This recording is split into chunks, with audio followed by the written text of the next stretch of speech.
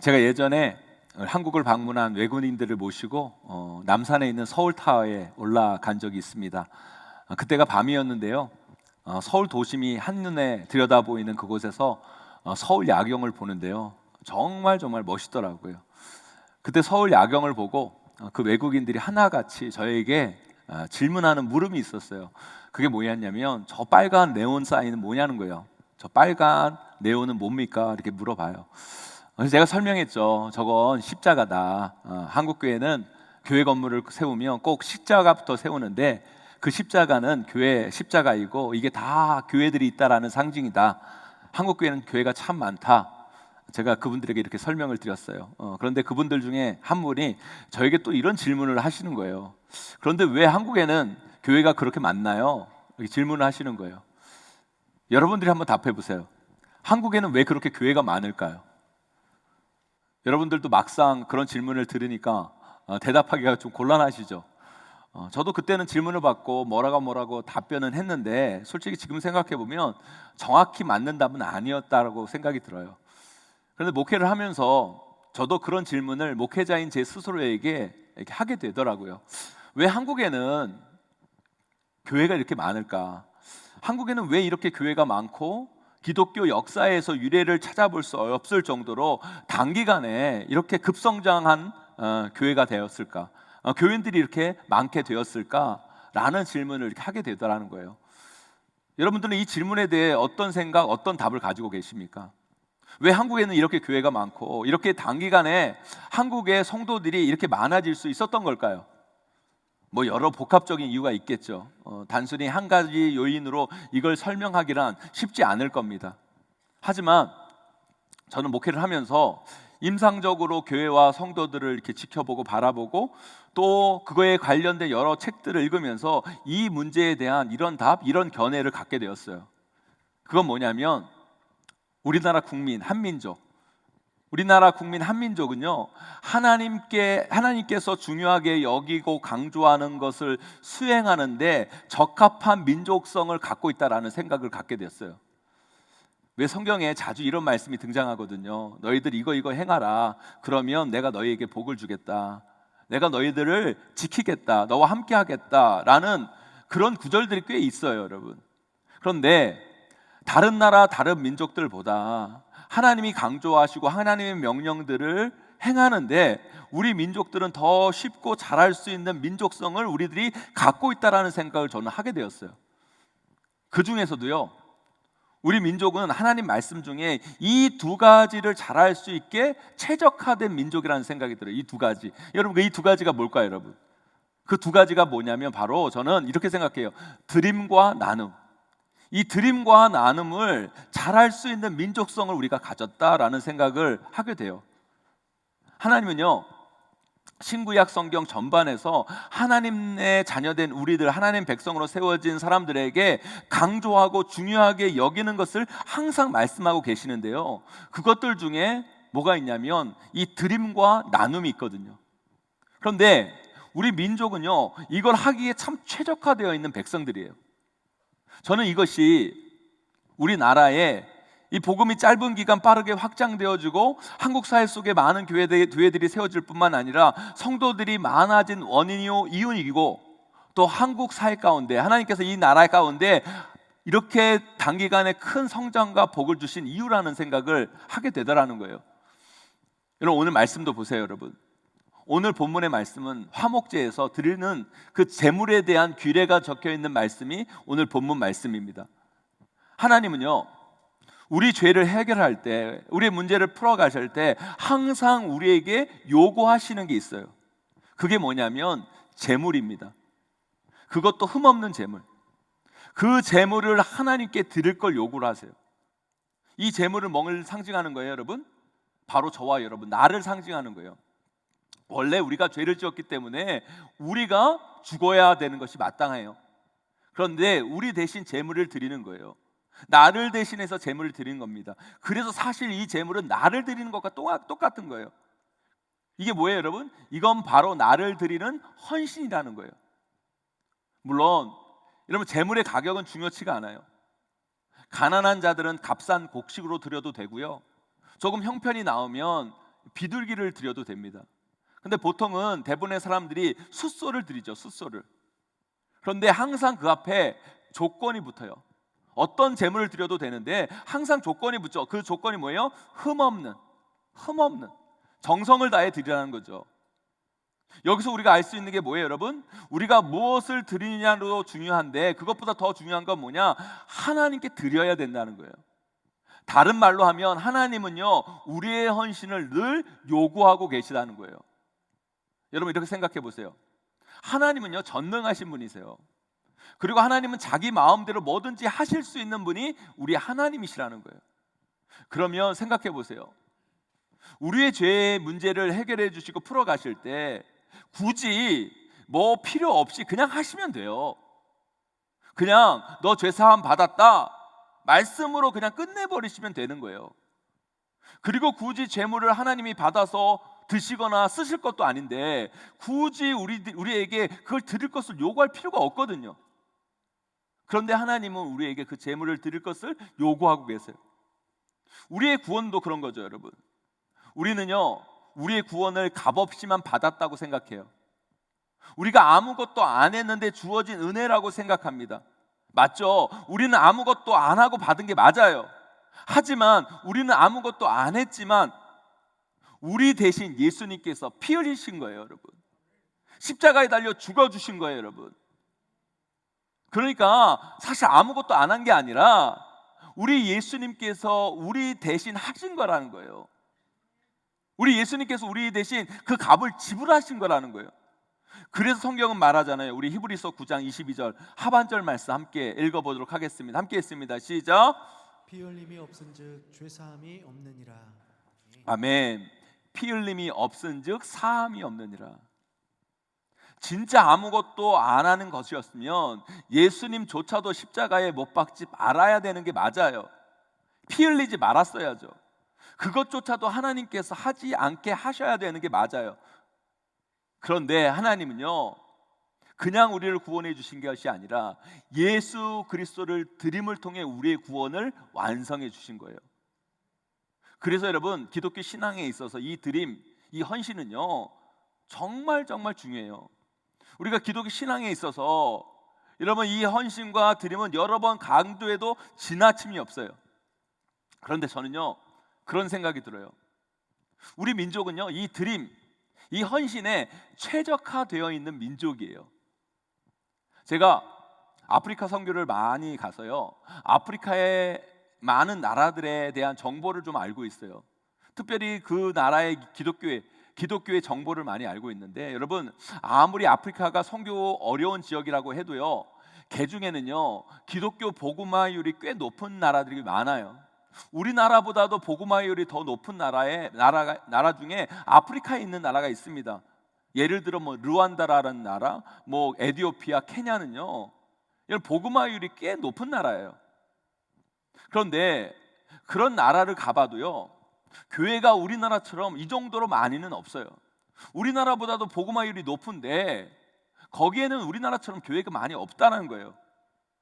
그 나라가 여러분 복음화율에 비해 교회가 많이 없는 건 조금만 들여다보면 그런 나라들은 기본적으로 교회가 잘 세워질 수 있는 사람들의 특성이 있다라는 거예요. 세워질 수 없는 특성이 있어요. 왜 그래요, 여러분? 교회는요 그냥 세워지는 게 아니에요. 헌신을 통해 세워지는 거예요. 누군가 자신의 시간을 드리고 물질을 드리고 삶을 드리고 뭔가를 드려야 교회는 세워지는 거지, 아무것도 헌신하지 않는 사고와 구조 속에서는 교회는 결코 세워질 수 없다라는 거예요. 그런 나라들은 헌신, 드림이라는 걸 잘 몰라요. 잘 못해요. 체질적으로 그게 어려운 민족들이에요. 그래서 그런 나라의 많은 교회들은요, 그들 스스로, 그 나라 사람들의 스스로 헌신해서 세워졌다기보다는 선교사님들이 세운 교회들이 훨씬 더 많아요. 그런데 우리나라는 어때요, 여러분? 한국교회 성도들은요 기본적으로 헌신 드림을 거북해 하지 않아요. 그리고 한국은 복음이 들어오기 전부터 이 헌신과 드림의 DNA, 그 DNA가 우리 민족성 가운데 자연스럽게 흐르고 있어요. 그래서 기독교 복음이 들어와서 선교사님들이 우리들에게, 하나님 백성들에게, 우리 기독교 신자들에게, 성도들에게 이 드림과 나눔을 강조해서 말씀을 전해도 우리 국민들은 거북해하지 않고 그 말씀대로 순종하는 삶을 살았거든요. 그래서 성도들의 헌신을 통해 한국교회가 엄청 많이 세워질 수 있었고, 한국교회가 세계 기독교 역사상 유례 없이 빠른 복음화율을 보였던 거예요. 그뿐만 아니라 하나님께서 이 땅 가운데 그 복음을 통해 엄청난 복을 내려주셨다라는 거예요. 그 증거가 뭐예요, 여러분? 이런 것들이죠. 우리 한국 사회 가운데, 우리 한민족 가운데 이 들음의 DNA가 있다라는 증거가 뭐예요, 여러분? 이런 것들이에요. 우리가 지금 추석 명절을 보내고 있잖아요. 저는요, 추석을 보낼 때마다, 우리 가족들이 모여서 이렇게 추석을 보내고 이렇게 식사를 할 때마다 우리나라 여성분들은 정말 대단하다는 생각이 들어요. 물론 우리나라 추석 문화도 많이 바뀌고 그리고 바뀌어야 될 부분도 많이 있지만, 지금까지 내려오는 추석 풍습을 보세요, 여러분. 아니, 어떤 나라의 여자들이요, 명절에 가족들 먹이겠다고 그 전날부터 와서 장 봐서 전부 치고 음식 바리바리 하고 또 상 차리고 치우고 또 상 차리고 치우고 또 상 차리고 치우고를 반복합니까? 좋고 나쁘고를 떠나서 이건 다른 나라 여자한테 이걸 시켜보세요, 여러분. 내년부터 시댁에 절대 안 가든지 당장 이혼하든지 하지, 여러분. 이렇게 하는 여자분들이 없어요, 여러분. 그러나 우리나라 여자분들은 거의 다 하잖아요. 그러니까 기본적으로 우리나라 여자분들은요, 가정을 위해 헌신한다는 걸 뭔지 아는 분들이 우리나라 여성분들이에요. 여자분만 그런 게 아니에요, 여러분. 한국 남자들도요, 이 헌신이 민족성에 배어 있어요. 제가 최근에 한산이라는, 임진왜란 때 이순신 장군의 전투를 다룬 한산이라는 영화를 봤어요. 아니, 백성을 버리고요, 지 혼자 살겠다고 그 선조 왕이 신의주로 내빼잖아요. 그런 왕에게, 그런 나라에게 충성할 게 뭐가 있어요, 여러분? 그냥 나 살겠다고 일본에 투항하든지 도망가면 되잖아요. 그런데 우리나라 민초 백성들은 어때요? 물론 안 그런 사람도 몇몇 있지만 대부분의 백성 민초들은요, 그런 나라까지 살려보겠다고 자신의 목숨을 던져 나라를 구하고 그러잖아요, 여러분. 우리 민족은요, 기본적으로 헌신을 아는 민족이에요. 을을 위해, 공동체를 위해 자신을 내어 드린다는 게 뭔지를 아는 백성 민족이 우리나라 민족이라는 거예요, 여러분. 그런 나라에 복음이 들어와요. 그래서 예수 그리스도를 믿고 구원받게 되고 하나님의 자녀, 하나님 백성이 되잖아요. 얼마나 기쁘고 좋고 감사해요. 그런 자들에게 하나님의 명령, 헌신을 말합니다. 전합니다. 그럴 때 우리 백성들은 그것을 들었을 때 꺼리낌이 없는 거예요. 불편함이 없는 거예요. 그래서 그 말씀대로 헌신해요. 그러니까 교회를 세운다고 하면 자기 시간을 드리고 물질을 드리고, 어떤 사람은 자기 집까지 팔고, 그리고 직접 짓기도 하고. 그것만 드립니까? 자식까지 드려요. 왜 그러잖아요, 여러분. 자식 둘, 셋 있는 믿음 좋은 가정에서는요, 그 중에 하나는 목사 시키려고 하고. 우리 집이 그랬어요, 여러분. 아들 셋이니까 그 중에 하나는 목사 돼야 된다고 해서 제가 목사 된 거 아닙니까, 여러분? 딸 많은 가정은 또 어때요, 여러분? 딸 많은 가정은요, 딸 여자들 많으면 그 중에 하나는 사모 꼭 만들려고 하고. 우리 아내가 그래요. 딸 넷인 집안에 우리 딸이 셋째 딸인데 사모 됐잖아요, 여러분. 물론 여러분 지금은 안 그러지만 예전에는 그랬거든요, 정말. 그래서 우리나라에는 신학교도 많고 신학생들도 많고, 그래서 복음이 급속하게 확산될 수 있었던 거예요.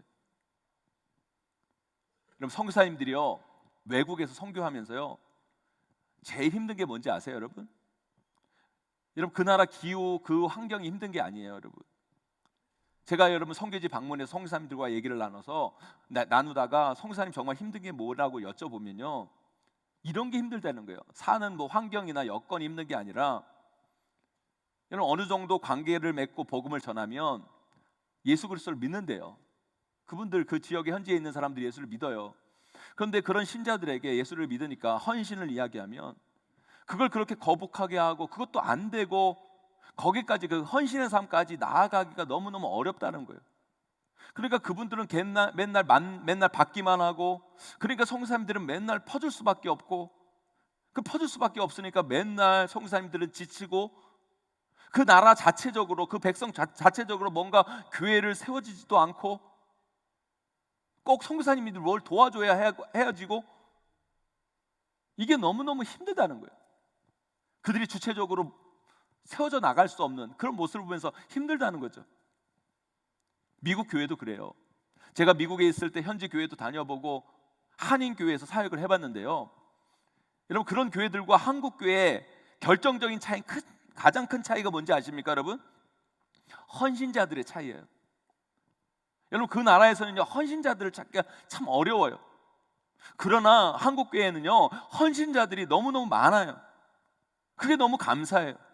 자신을 드리고 자신의 것을 나누려고 하기보다는 그 나라에서는 어떻게든 도움을 받으려고 혜택을 보려고만 하지만, 한국 교회는요, 자신의 것을 드리는 헌신자들이 많다는 거예요. 사랑하는 성도 여러분, 우리 신앙에 있어서요, 이 드림, 헌신의 삶이 정말 정말 중요해요. 우리가 신앙인으로서 살아감에 있어서 우리의 삶, 우리 가진 것을 헌신하지 못하고 드리지 못한다면 우리는 온전한 신앙인으로 세워질 수가 없어요.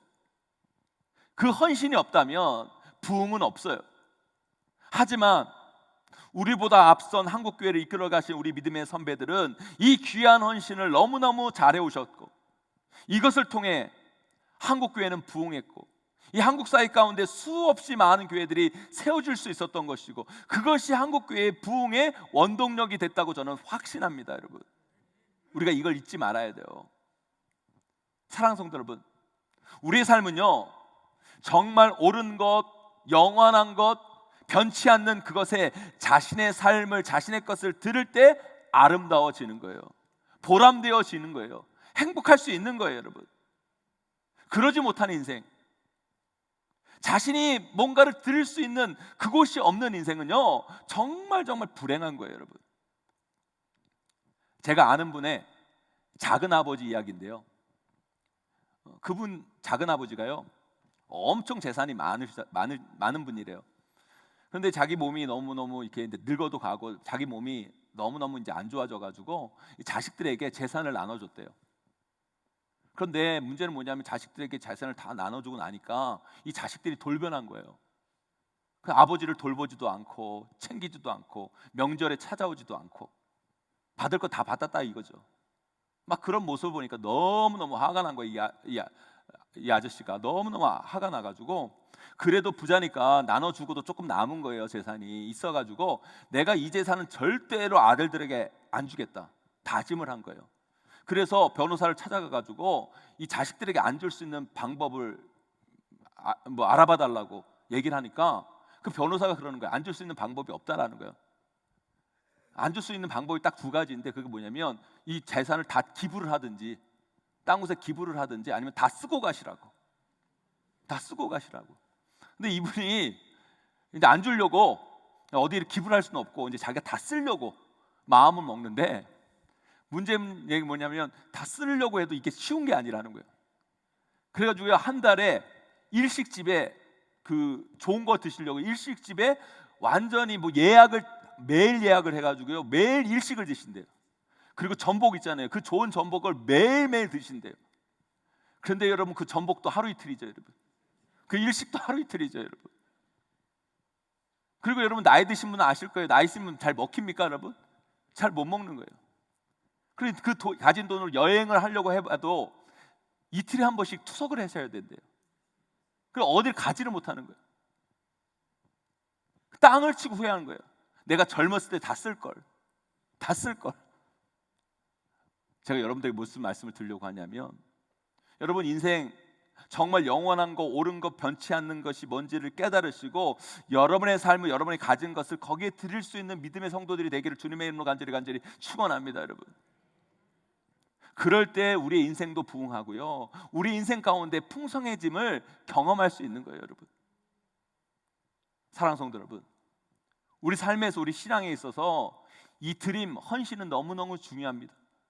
여러분의 삶을 영원히 변치 않는 그 하나님, 영원히 의로우신 그 하나님께 여러분의 삶을 드릴 수 있는 우리 귀한 성도들 한 분 한 분이 되시기를 주님의 이름으로 간절히 축원하고 축복합니다. 또한 저는요, 한국 사회에 이렇게 교회가 많고 복음의 확률이 높은 이유 중에 하나가 우리 민족성 안에 있는 이 나눔의 마음이라는 생각이 들어요.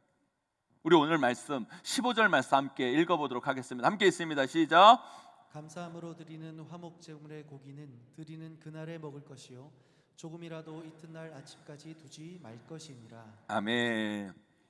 하나님이 말씀하시는 여러 제사들이 있는데요, 그 중에 번제는요 100% 제물을 태워서 드리는 제사예요. 그러니까 향기로운 제물, 태워서 드리는 제물이에요. 그래서 여러분 그 번제는 사람들의 몫이 없어요. 하나님께 온전히 드리는 거예요. 그런데 이 화목제는요 달라요. 화목제에서 드리는 제물은 제사 드리고 남은 것을 사람들이 먹을 수가 있어요. 그런데 그 고기를 오늘 말씀에서 어떻게 하라고 명령하세요, 여러분? 어떻게 하라고 명령하세요? 그날에 다 먹어라. 그 제사 드리는 그날에 다 먹어라. 조금이라도 이튿날 아침까지 두지 마라 명령을 하세요. 그럼 여러분 생각해 보세요. 화목제의 제물은요 대부분 흠없는 송아지, 숫소를 대부분 드리거든요. 그러면 보통 소가요 한 1000kg 넘는 황소가 있는데 보통 제사로 드리는 소는요 800kg 된다고 그러더라고요. 800kg. 그럼 여러분 요즘 소고기 1인분 몇 g이에요, 여러분? 소고기 안 드셔보셨어요, 여러분? 소고기 1인분 몇 g이에요, 여러분? 150g 정도 돼요. 150g. 그러면 여러분 800kg 소를 잡는다 그러면 거기서 몇 인분이 나옵니까, 여러분? 갑자기 산수가 나오니까 머리가 아프세요, 여러분? 그럴까봐 제가 다 계산해 왔어요, 여러분. 800kg의 소를 잡으면 여러분 인분으로 몇 인분이 나오냐면 5333인분이 나와요. 여러분 생각해 보세요. 오늘 말씀 뭐라고 얘기해요? 제사를 드리고 남은 고기는 그날 다 먹으라는 거예요. 그러면 5333인분을 다 먹어야 돼요. 여러분 성경 읽을 때 그냥 읽지 마세요, 여러분. 생각해 보세요, 여러분. 그 하루에 다 먹어야 돼요. 5333인분을 다 먹어야 돼요. 여러분, 아니 그걸 한 사람이, 한 가족이 어떻게 하루에 다 먹습니까? 어떻게 안 남길 수가 있어요, 여러분? 아무리 가족이 많다 하더라도 그것은 하루 먹을 양이 아니에요. 그 정도 되면 그냥 먹을 만치 먹고 나중에 먹으려고 쟁여놓고 다음에 먹는 게 상식적으로 맞는 거예요. 그런데 하나님은 상식적으로 맞지 않게 뭐라고 얘기하냐면 너희들이 제사를 드리고 나서 남은 그 고기 5333인분 그걸 하루에 다 먹으래요. 이게 말이 됩니까, 여러분? 여러분 성경 그냥 읽지 마시고요 좀 생각하시면서 읽으셔야 돼요. 5333인분을 하루에 다 먹으라는 말씀은 뭐예요, 여러분? 너만 먹지 말라는 거예요. 너의 가족만 먹지 말라는 거예요. 다 불러다 먹이라는 거예요. 다 불러다가 동네 사람들 다 불러다가 잔치를 하라는 거예요. 화목제를 하라는 거예요. 네가 아는 사람 다 불러다가 하여튼 다 먹여라. 아마 그래도요 여러분 제사 드린 그 사람이 다 아는 사람 다 불러다가 다 먹여도요 그래도 아마 남을 거예요. 그럼 어떻게 해야 돼요, 여러분? 모르는 사람이라도 길거리에 있는 사람이라도 다 불러다가 그 잔치 자리에 참여케 해라, 먹여라, 나눠라 말씀하시는 거라는 거예요.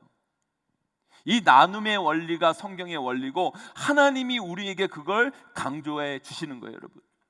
그러니까 이 화목제물에는요, 화목제에는요 이 두 가지가 드려져 있는 거예요. 하나는 하나님께 드리는 드림, 이웃과 나누는 나눔. 그런데 저는요 성경에서 말씀하시는 이 하나님의 나눔의 명령이 우리 민족과 참 어울린다는 생각을 하게 돼요. 그리고 그게 우리나라의 힘이고 우리나라 가운데 교회가 많아진 이유고 복음화율이 급속도로 높아진 원이라고 저는 생각을 해요. 제가 중학교 때요 친할아버지가 돌아가신 거예요.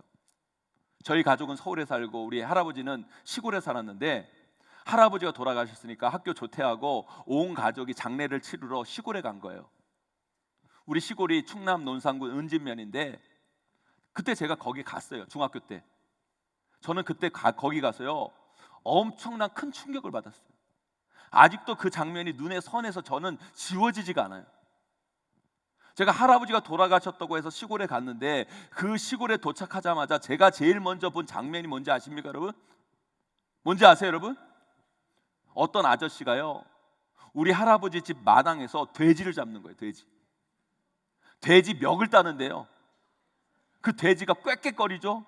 망치로 내리치고 칼로 찌르고, 그뿐인 줄 아세요, 여러분? 그 자리에서 돼지 간 살을요 생으로 막 드시는데 그 피가 입 주변에 막 하고요. 아직도 저는요 그 장면이 잊혀지지가 않아요. 그런데요, 그 잡은 돼지를 장례식 내내 수육으로 내오는 거예요. 그런데 저는 수육을 낼 때마다 그 돼지 머리가 생각나는 거예요.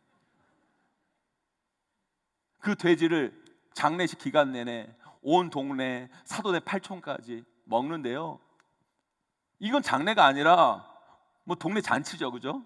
동네 잔치예요. 여러분, 우리나라는요 예전부터 이런 전통이 있었잖아요. 결혼식을 하고 장례를 하고 뭘 하면요, 나만, 우리 가족만 이렇게 먹고 그러지 않았잖아요, 그죠? 온 동네 잔치였잖아요. 온 동네 사람들 다 초대해서 같이 먹고. 그래서 여러분, 우리가 우리나라 결혼식 하면요, 그죠? 꼭 뭘 대접해요, 여러분? 밥 대접하잖아요, 그죠? 밥 대접하잖아요. 지금이야 뭐 뷔페에서 뭐 티켓 받아서 주고 그러지만 예전에 그런 게 어디 있어요, 여러분?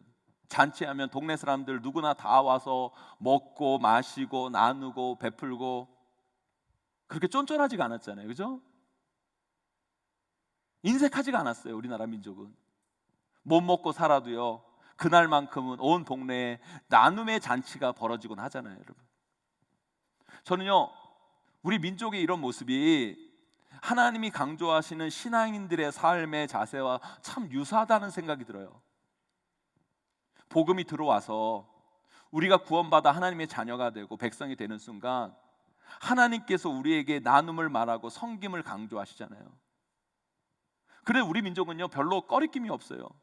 그걸 당연하게 여기고 받아들이고 그렇게 하나님 말씀하시는 그 성기가 나눔을 잘 따르고 사니까 하나님께서 우리 민족에게 복을 주셔서 이렇게 한국 사회에 교회를 많게 하시고 많은 사람들을 교회를 불러 모아주시고 하나님께서 한국 교회와 이 나라의 민족을 축복하신 거라는 거예요.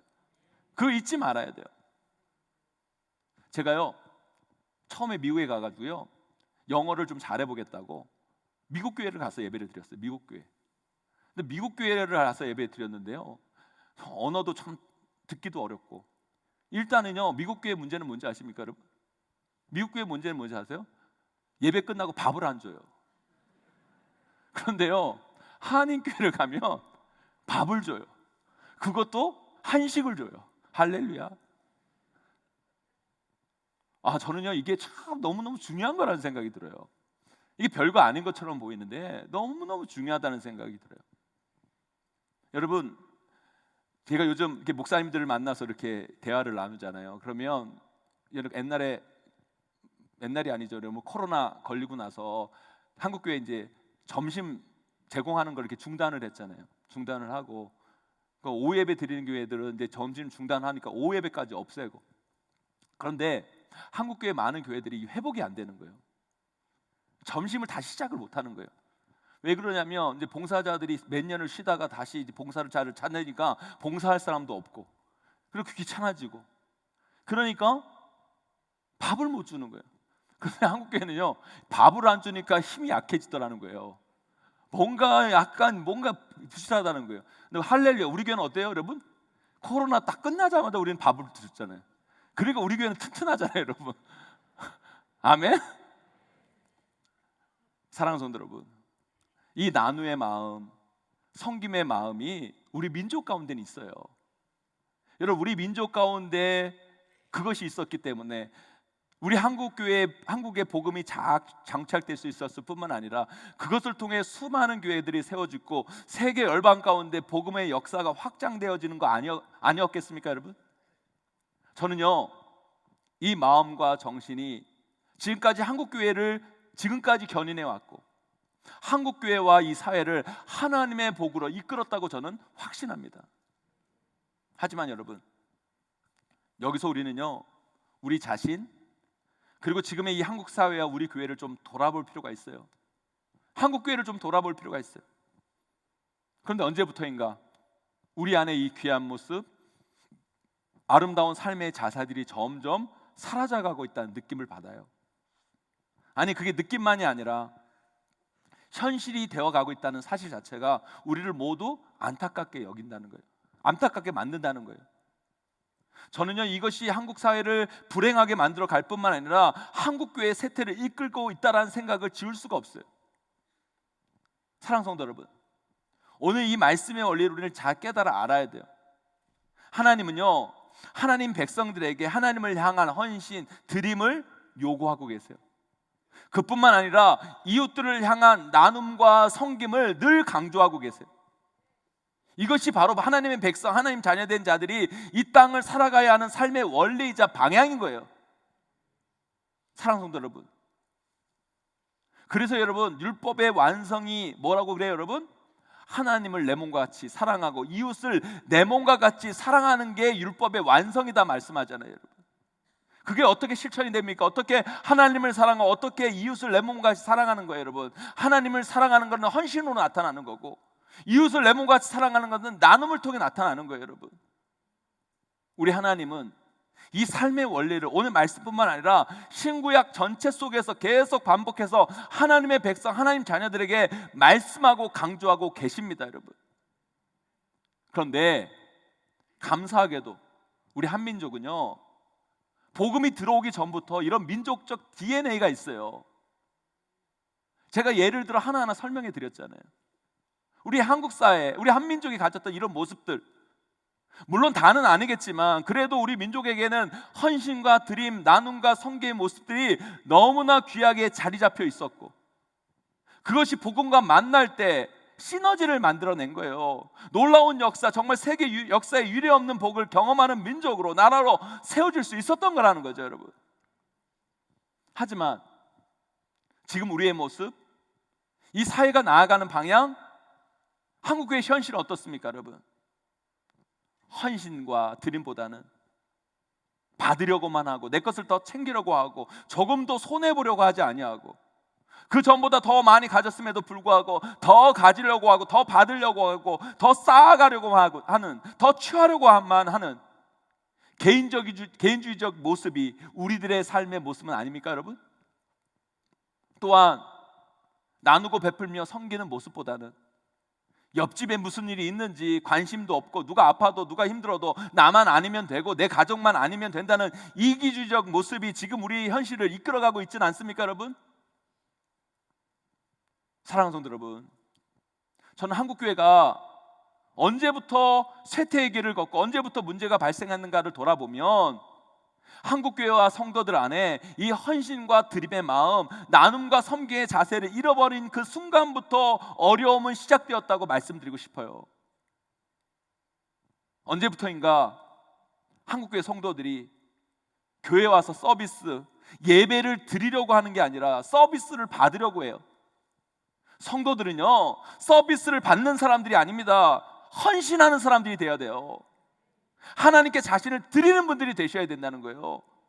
우리의 마음을 드리고, 우리의 정성을 드리고, 우리의 몸을 드리고, 우리의 시간을 드리고, 주님 앞에 우리의 것을 드릴 수 있는 헌신자들이 되어야 된다는 거예요. 또 언제부터 한국교회가 우리 주변의 이웃들에게 자신의 것을 나누고 베푸는 것에 관심을 갖기보다는 이웃과 담을 쌓고 자신의 것만을 채우고 가지려는 것에 관심 갖기 시작했다라는 거예요. 저는 그것이 한국교회와 성도들을 병들게 만들고 한국교회를 쇠퇴로 이끌었다고 생각합니다. 아니요, 그래서는 안 돼요. 그리고 저는 확신합니다. 우리 안에 점점 잃어가고 있는 이 헌신과 드림의 마음, 또 나눔과 섬김의 자세를 우리가 회복해 간다면, 그리고 그 마음과 자세를 이 한국 사회 가운데 우리가 아름답게 보여주기만 한다면 한국교회는 새로운 붕을 맞이하게 될 거예요. 한국교회가 속한 이 사회는 하나님이 주신 더 풍요로운 삶과 복으로 반드시 나아가게 될 줄 믿습니다. 여러분, 한국 사회 가운데 여러분, 이 한국 땅이, 이 한민족이 언제부터 복을 받았다고 생각합니까 여러분? 복음이 들어올 때부터 복을 받은 거예요 여러분. 그런데 여러분, 그 복음이 그냥 들어온 게 아니에요. 여러분, 우리 성도들, 우리 믿음의 선배들의 그 헌신, 드림, 나눔, 섬김과 그 복음이 맞닿아 닿을 때 하나님의 은혜와 복이 이 한민족 가운데 임하게 되는 거죠. 사랑하는 성도 여러분, 우리 교회부터, 우리부터 이 마음과 자세를 하나하나 회복해 갑시다. 여러분, 하나님께 받으려고만 하는 초보적 신앙인이 아니라 하나님을 위해, 영혼을 위해 나의 삶과 시간과 물질을 기꺼이 드릴 수 있는 진정한 신앙인으로 세워지기를 간절히 소망합니다. 여러분, 또한 나만을 위해 사는 인생이 아니라 우리 주변에 가난하고 어렵고 힘든 이웃들을 돌아보고 그들에게 나에게 주신 그 은혜와 복을 나누고 베풀고 흘려보내는 우리 귀한 성도님들 한 분 한 분이 되시기를 간절히 소망합니다. 그럴 때 하나님의 은혜와 복이 더 풍성하게 임하게 되는 것이고, 이 사회가, 이 한국교회가 부흥의 역사를 경험하게 되는 거예요. 그럴 때 한국교회는 분명 회복하게 될 것입니다. 한국교회 부흥은 다시 시작하게 될 것입니다. 그날을 소망하며 우리 안에 주어진 것들을 드리고 나누며 살아갈 때 우리 가운데 복음의 역사는 더 놀랍도록 행해지게 될 것이고, 하나님 베푸신 놀라운 기적과 풍성한 복을 반드시 만나게 될 것입니다. 우리 성도들 삶 가운데, 우리 교회 가운데 그런 풍성하신 하나님의 은혜와 복이 충만히 차고 넘치게 되기를 주님의 이름으로 간절히 축원하고 축복합니다.